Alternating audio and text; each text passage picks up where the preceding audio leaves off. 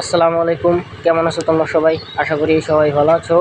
আজকে আমি যাচ্ছি আমাদের কৃষি জমি পরিদর্শনে।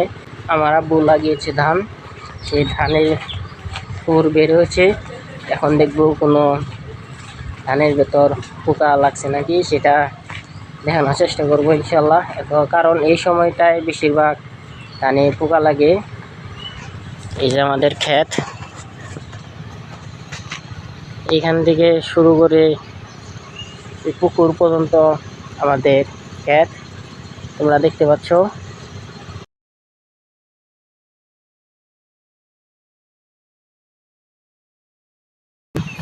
এখন আমি তোমাদেরকে দেখাবো ধানের ভেতর কোনো পোকা লেগেছে নাকি, তা দেখানোর চেষ্টা করবো ইনশাল্লাহ। এই যে দেখো, থুর এসে পড়েছে, থুরে থেকে ফুটে গেছে। থুরে থেকে ধান কিন্তু চলে এসেছে। আর এখন মানুষ চারি সাইডে ভরপুর পানি দিচ্ছে, কারণ এখন যদি পানি না দেয় তাহলে অনেক ধান চিটা হয়ে যাবে। যে কারণে পানি দিচ্ছে, আমরাও পানি দিচ্ছি, আপনাদেরকে দেখাইতেছি। এই যে পানি, আমি মোটর চালু করে এসেছিলাম, দেখতে পাচ্ছেন পানি কিন্তু দিতেছি।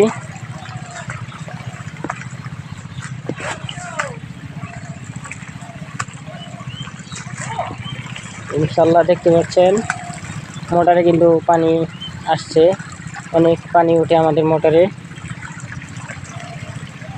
ওই লাস্ট পর্যন্ত আমাদের ক্ষেত মোট 50 করা। আর আমি চারিপাশ সাইড দিয়ে দেখাবো যে ধানের ভেতর কোনো পোকায় আক্রমণ করছে নাকি, সেটা আপনাদেরকে দেখানোর চেষ্টা করবো ইনশাল্লাহ।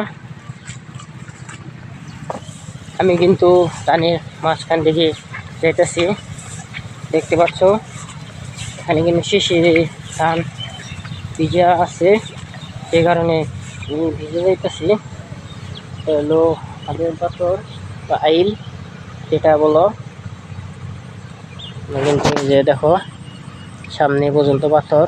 আমরা দেখবো কোনো পোকা ধরছে নাকি। এই যে এটা কিন্তু পোকা না, যে পোকা ধরবে এই সময়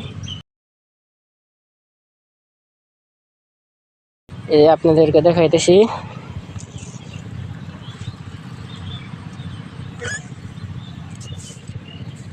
এই যে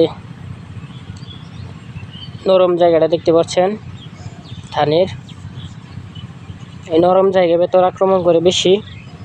এটা কিন্তু অনেক নরম।